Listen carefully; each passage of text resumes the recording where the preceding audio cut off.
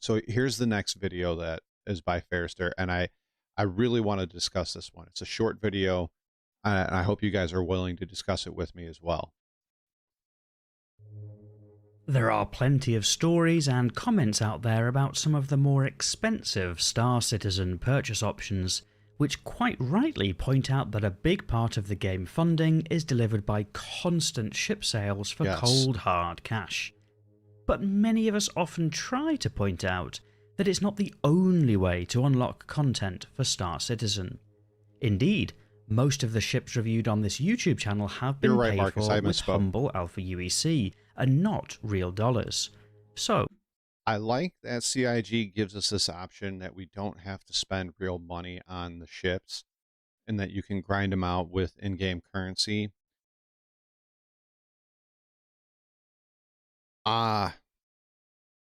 I have very strong opinions on the Vulture. I have very strong opinions on what they're doing with the Vulture right now. I don't agree with it, and I think it's wrong. And if you guys want to discuss that, we can discuss that towards the end of this video. to what extent is buying ships in-game a viable option?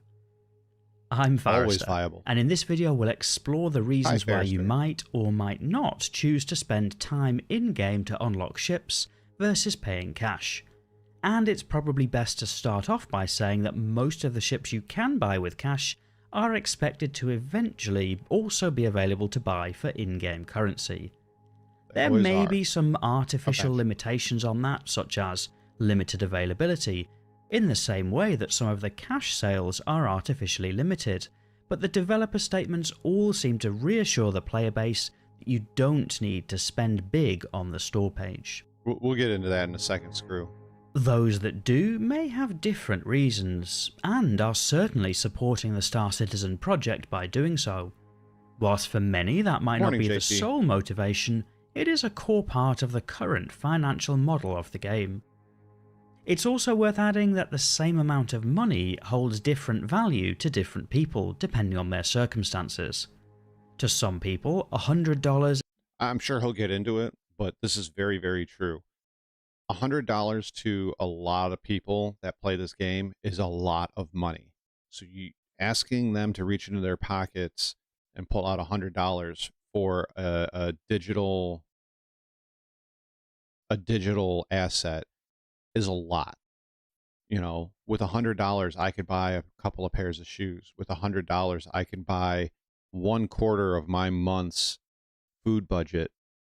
With $100, that's a third of one of my car payments. With $100, that's like a sixth, no, a seventh of my mortgage. You know, $100 is an electric bill, it's a gas bill, it's a water bill. You're asking a lot of money out of people. $100 is a lot to a lot of people. Now he's gonna counter that with saying that $100 to some people is like $10, which is true, and that's fine. That's fine. I'm not telling you that because some people are more well off than others that it shouldn't be that way or anything like that. No, I'm not saying that. I'm just saying that the majority of Star Citizen players do not have $100 just laying around, so that when a new ship comes out, they can be like, here's the money. Oh, that ship came out at 500. Here's more money. Take my money. Take my money. Not many of us can do that. Now he's going to hit on the in-game currency, and he's going to ask, is your time worth it? I know he's going to ask that, and I can't answer that, and Fairster can't answer that. That's going to be up to you guys. Is your time worth grinding out a particular ship, especially with right now since I've been playing since 317, and since I've been playing, I've gone through a wipe at 317.2, 318, and partial wipes at 318.2, 317.4, and with 320 we're probably going to get another wipe. So you have to ask yourself, is it worth grinding these ships out over and over again?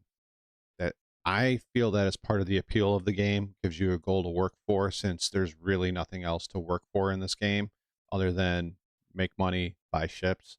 And then at that point, it's you either do the game loop that you want to play, or you get into the shenanigans that you want to get into. So each person has to answer that differently. Same with, is $100 a lot or is it a little? Is your time worth a lot or is it worth a little? Or do you have fun with your time grinding these ships? I'll let him finish, but that's just things to keep in mind while he's doing this. Is a lot of money to spend on a video game, but to others it's just loose change. Everybody has their own financial situation and priorities, Mm-hmm. and that's just part of the variety of life for many.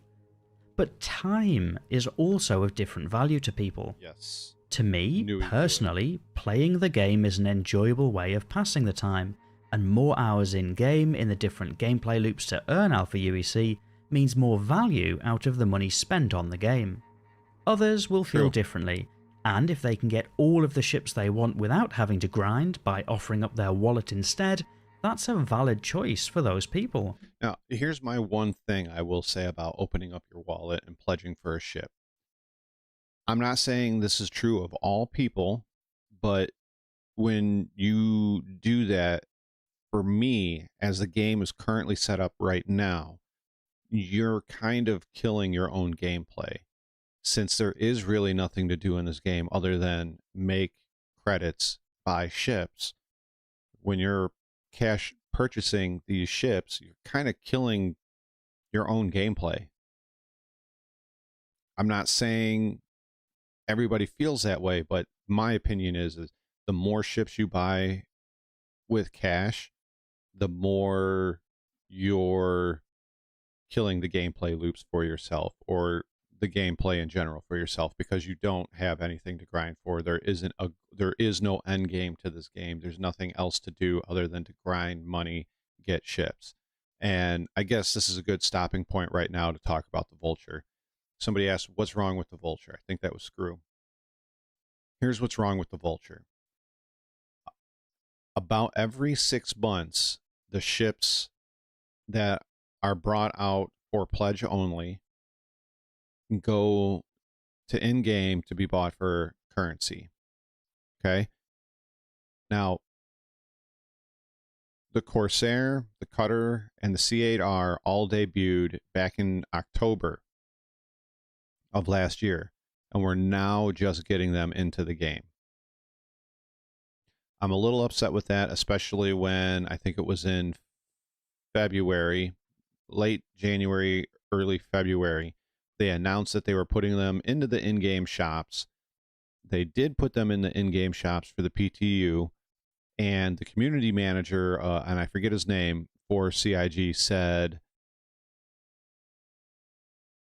that they were going to be available. And then the very next day, it's okay, JT, it's okay. I get it, man. They pulled them back out. And a lot of people were really pissed off about that, and rightfully so, because it had been close to 4 months, almost 5 months at that time, and they should have been available in game.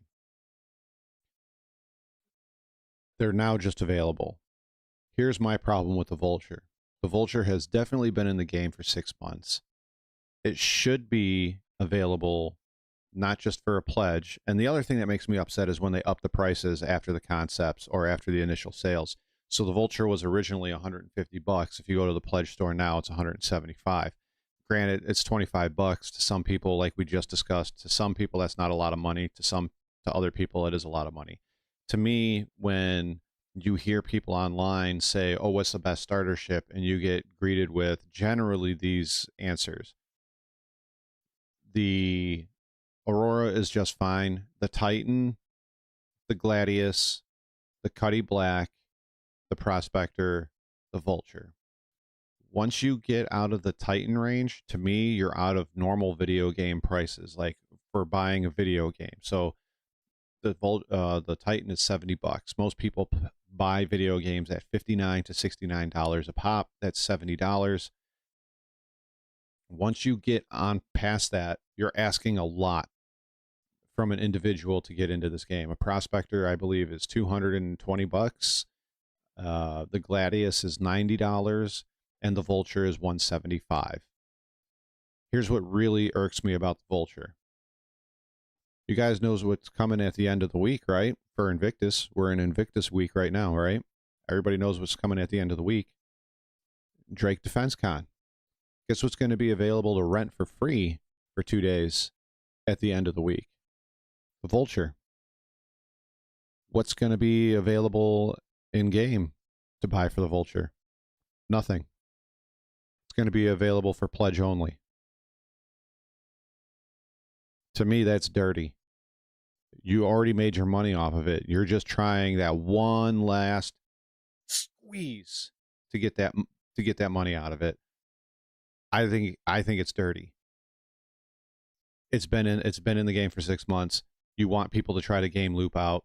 You've made all these missions for the game loop. You're just finding another way to squeeze another $175 out of people.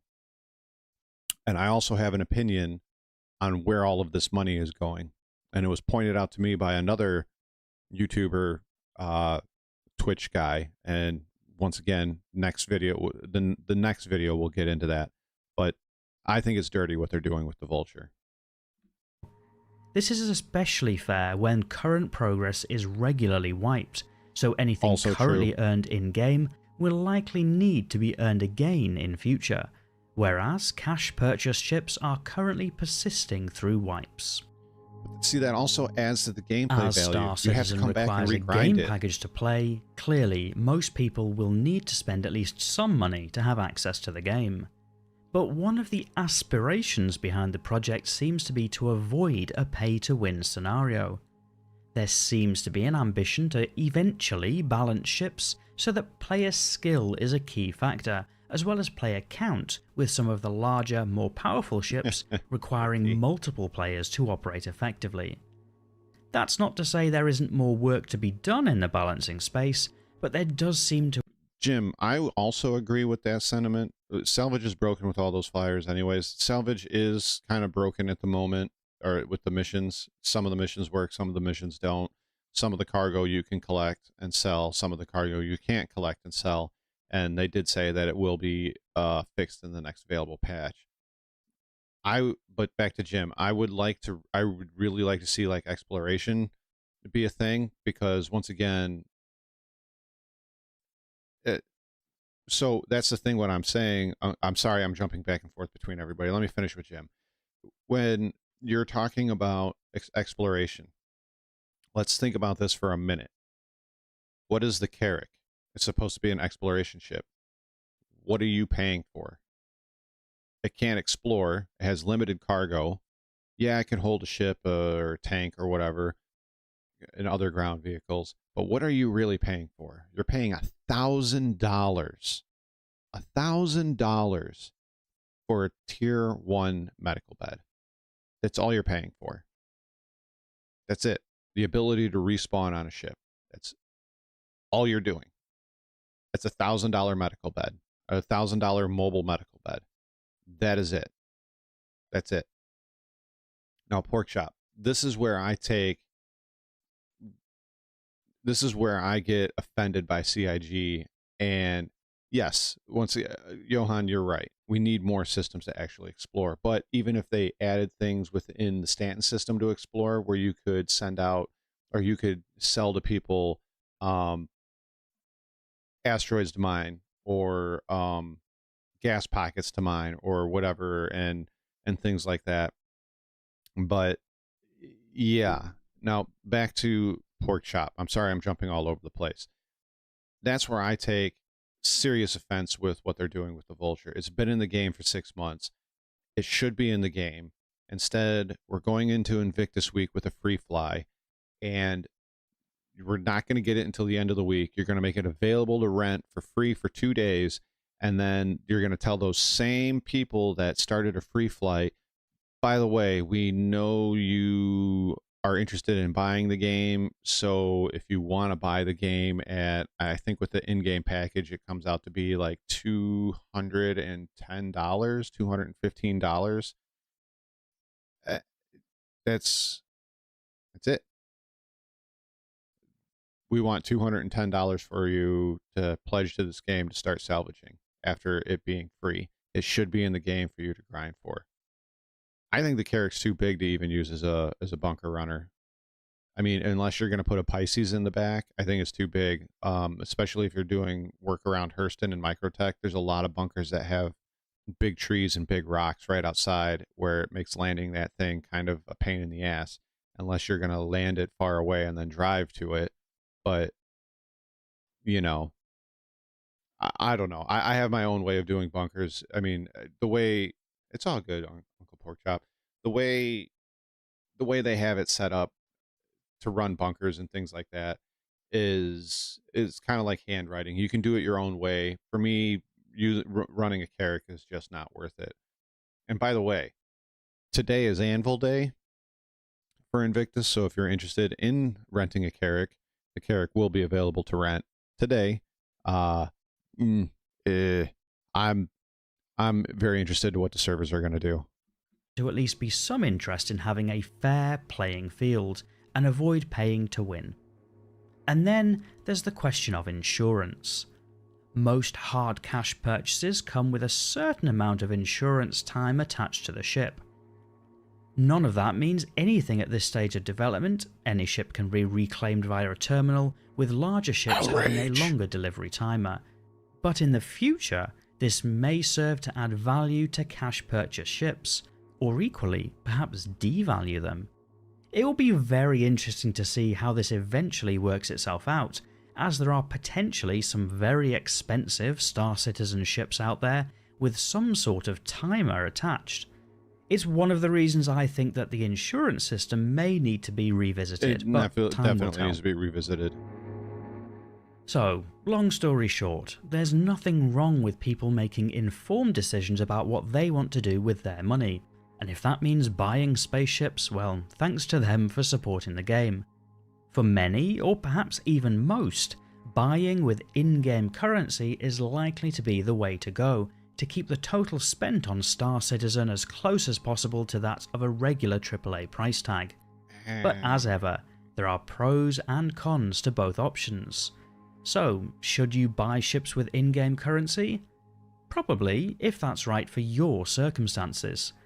You should never feel like you have to spend more cash on the game, but if you choose to, with your eyes open, there's nothing wrong with that too. But those are just my thoughts on the matter. I'll be interested to read your thoughts in the video comments. If you're not yet subscribed to the channel, given that you've got this... Okay, so I see people talking about ship insurance. It was brought to my attention that at one point, ship insurance was going to be finite. The limited or the lifetime insurances was kind of a cool thing to bring in, but the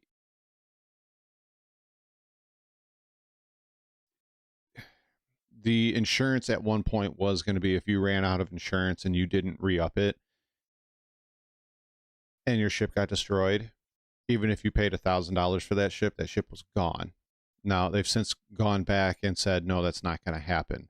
But the way it sounds like it's going to start working out is, let's say you do buy that $1,000 carrick, you pledge real money for it. And because it doesn't have I don't know if it has an LTI on it or not, but let's play pretend here and say it doesn't have an LTI on it, and you get 6 months of insurance. What it sounds like is going to happen with regular insurance and even lifetime insurance is if you hit claim, if you've completely modded out that carrick, it's got the best shields, the best quantum, the best guns, etc. When it gets destroyed and you claim it, you get a completely stock variant back. And if you want to insure or buy premium insurance for all of your components, you can go ahead and do so, but it's going to cost you even more in-game currency to do so, and it will also increase the amount of money it takes to claim that ship. But we'll see. They made a special statement about the new timer yesterday. I'll have to look that up. So several things here. For me and for many of the working class people, I think the best way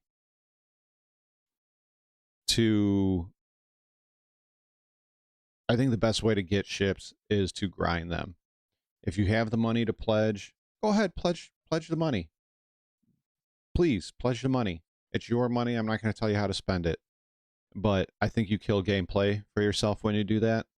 I think when you grind ships, they have a bit more meaning to you because of the hard work that is put in. And yeah, you know, it's a game. Have fun with it. If you want to spend more money on it, do so. If you don't want to spend more money on it, grind out the ships. I think you'll have more fun, and the ship will mean more to you, especially if you grind out ships like an A2, or you grind out a Hammerhead, or you grind out an 890. I think it'll mean more to you by grinding that out than just opening up your wallet and buying it, or CCU chain. So that's my thoughts. I think grinding is better than buying. That was Ferrister. There was 2 videos by Ferrister. And yeah, those were good. Those were really, really good. So with that, so long.